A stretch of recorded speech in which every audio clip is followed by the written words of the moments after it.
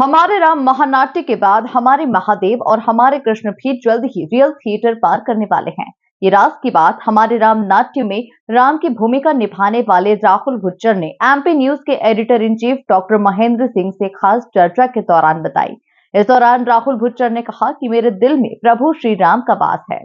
देखिए ये खास बातचीत। मर्यादा पुरुषोत्तम भगवान श्री राम को हर हृदय में जगाने का काम किया है देश में महानाट्य हमारे राम ने।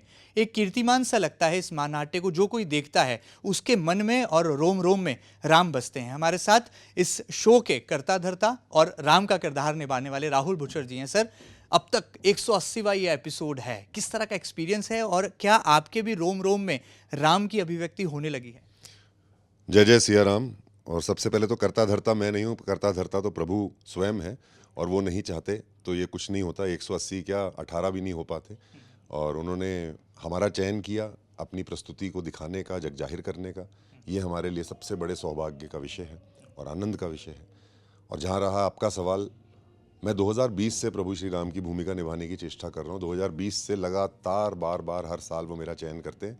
अयोध्या जी में एक बहुत प्रसिद्ध रामलीला है, विश्व की सबसे बड़ी रामलीला, जिसका नाम है अयोध्या की रामलीला, जिसको 55 करोड़ लोग लगभग दूरदर्शन के और प्रसार भारती के माध्यम से देखते हैं।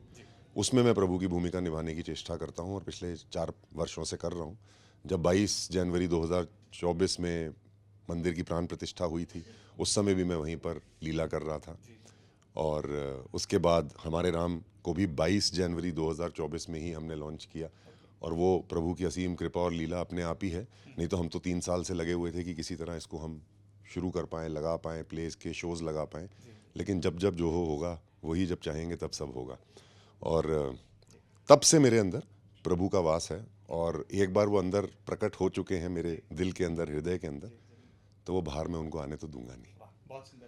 सर, क्या कोई कीर्तिमान बनाने का इरादा है? क्योंकि जिस तरह से ग्रैंड रिस्पांस मिल रहा है और हम देख रहे हैं कि सनातन का ये युग है, ऐसा कहा जा रहा है कि हर घर में राम के जागरण की आवश्यकता है और हमारे राम ने ये करके दिखाया है इस अभिव्यक्ति ने। किस तरह से इसको देखिए, कीर्तिमानों को मैं, नंबर्स को, कीर्तिमानों के तो आपने बोल दिया 180 हैं, हम लोग भी अनाउंस कर देते हैं, दिल को खुशी मिलती है।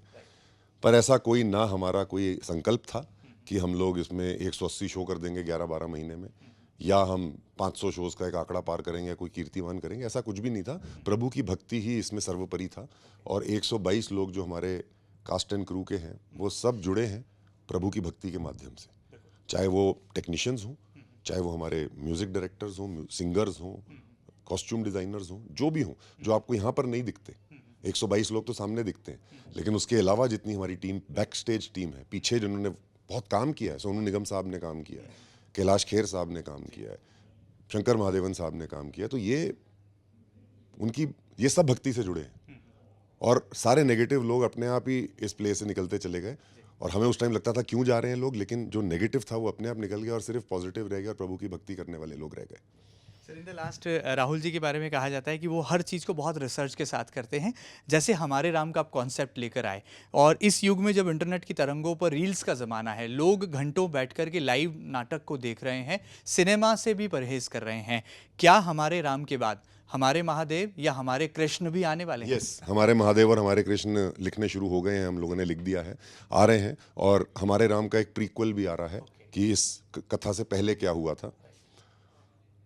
तो जहाँ तक आपका सवाल क्या था, मैं भूल गया। मेरा सवाल था कि क्या हमारे राम के बाद हमारे कृष्ण और हमारे वो तो है, वो तो आ ही रहे हैं। उसके अलावा भी आपने कुछ पूछा था ना। हमने देखा कि आप कॉन्सेप्ट पर काम कर। तो जो रिसर्च की जो बात है, क्योंकि जब तक हम रिसर्च करके सही चैप्टर्स नहीं दिखाएंगे तो हम अपनी ऑडियंस को जवाब नहीं दे सकते कॉन्फिडेंटली। आज अगर इसमें जितने भी आपको दृश्य देख रहे हैं, तो मैंने कोई काल्पनिक दृश्य नहीं डाले, इसमें सारी 2-2.5 साल की रिसर्च करके दृश्य डाले हैं। हमारे को राइटर डॉक्टर नरेश कात्यान भी हमारे साथ थे और उन्होंने इसका पोएटिक रूपांतर किया। मैंने रिसर्च करके इसकी स्क्रिप्ट तैयार करी, इसमें लिखा। हमारे डायरेक्टर गौरव भारद्वाज जी का बहुत बड़ा इसमें योगदान है। आप जो भी इसमें चीज़ें देखते हैं, वो कहीं ना कहीं किसी ना किसी शास्त्र और या किसी ना किसी रामायण में आपको मिलेगी। सर, इन द लास्ट इस पूरे नाटक ने केवल भारत ही नहीं बल्कि पूरे विश्व में एक अनुपम संदेश दिया है, और वो एनआरआईज जो कि भारत के हैं लेकिन भारतीयता को उस देश में रहकर के भी जी रहे हैं, उन्हें भी बाध्य किया है कि वो हमारे राम को अपने जीवन में अपनाएं। क्या मैसेज आप पूरे देश और दुनिया को देना चाहेंगे? बस इस नाटक को देखें और आपकी आत्मा प्रसन्न हो जाएगी, बस मैं यही मानता हूँ। और इसका अगर हम एक अंश भी अपने निजी जीवन में, अपने रोज़मर्रा की ज़िंदगी में अगर हम धारण कर लें, स्थापित कर लें, तो हमारा ये मंचन जो है वो सफल हो जाएगा। Thank you so much. जय सिया राम। आप थे राम का किरदार निभाने वाले श्री राहुल बुचर जी, जो कि इस शो के बारे में हमें बता रहे थे और साथ ही साथ ये भी बता रहे थे कि हमारे राम तक ही ये कहानी सीमित नहीं रहने वाली है, बल्कि ये सिलसिला हमारे कृष्ण और आने वाले कल में हमारे महादेव तक भी पहुंचेगा। फिलहाल मेरे सहयोगी अरुण यादव के साथ doctor Mahendra Singh, MP news Indore.